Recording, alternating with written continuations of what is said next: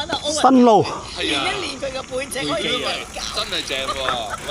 我試過咧，認住呢個膠紙似嗰個，唔得嘅。牌坊，冇㗎。嗱，有一個嘅就係佢教過我一樣嘢嘅，就係有時譬如話你買一紮花，咁你又唔知佢點樣嘅時候咧，又或者你嗰個花樽口太大，佢有一個方法，你知唔知點樣啊？你屋企冇膠紙，呢個咪就用膠紙咯。用咩？你點樣用啊？透明膠紙，係咪跳一個圈咁樣？樽裏邊。唔係，其實咧你係要喺可以踩上去嘅打個井字。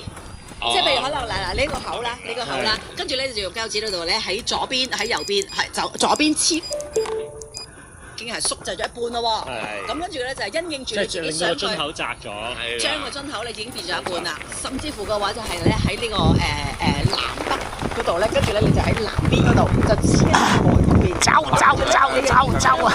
幾圓嗰個花樽就已經分為4格啦。你就容易好多啦，咁你就咪插咯。咁如果你覺得就唔得，佢即係跟住嗰啲格格咁去，喺啲格格嗰度插。即係黐咗先插。係啦，即係如果你有時佢哋見到佢話要歪嚟歪稱啊，又唔知啊，即係你原先你有時有啲花我好想擺喺呢一度，但係佢就係會同你抗衡噶嘛。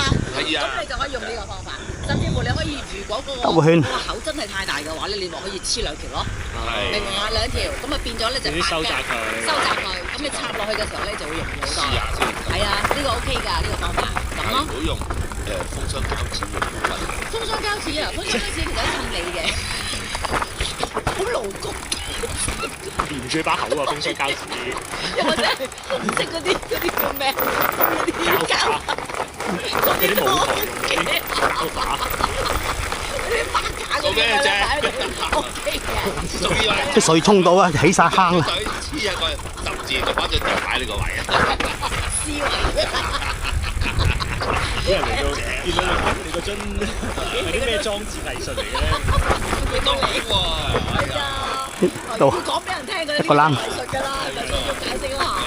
係啊，你哋會中意送咩花嘅？其實係，同埋你自己中唔中意屋企插花嘅？我中意插花嘅，我都中意㗎，我中意好中意。係啊，琴日忍唔住買咗啲，好開心啊！翻去。我尋日有個朋友同埋食飯，佢就話俾我聽，佢有一個女朋友租咗個地方去耕田嘅，2000尺，咁啊唔係好貴啊，1萬蚊3個月，咁啊佢日日走去種，佢咧嗰幅田咧其中一部分就係種嗰啲太陽花，哇，好靚！啲打滑，佢收成咗之後咧，點搞？送俾人，有啲打滑。就介紹嗰個朋友俾我識，如果收成之後送啲俾我。有咩送俾 Lisa 姐？送俾 Lisa 姐，跟住再送俾你。今日加應個嬲。冇咁你做咩送俾我嗰個？好，又係咁樣一個籃爬上去。要種呢一個太陽花嘅。得㗎啦。